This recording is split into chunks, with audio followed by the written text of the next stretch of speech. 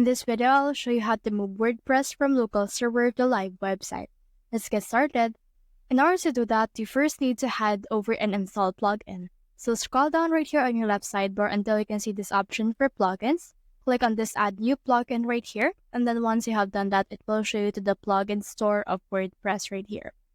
Now in here, click on this search bar. Once you have searched for this, search in here for all-in-one.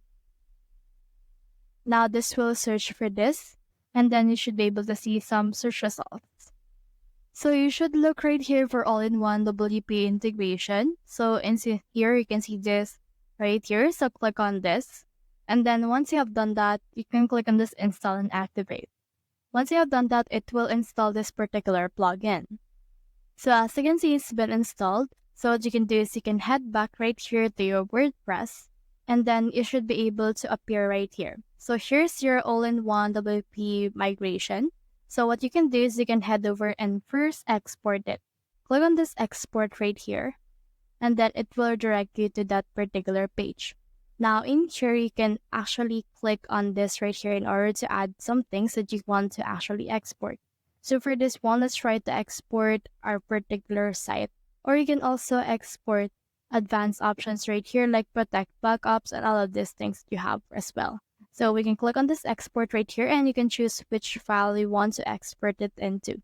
So for example, for this one, I'll just export it as a file and not on the cloud storage.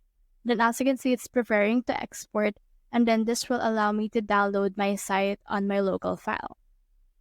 So as you can see, it's done exporting. Next thing you need to do is you just need to head over and then download this particular file. So let's click on this one, and then as you can see, this will actually download this one.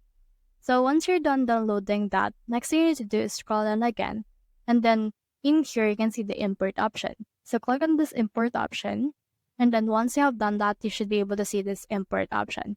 So on your next site, just click on this import right here, and then click on file.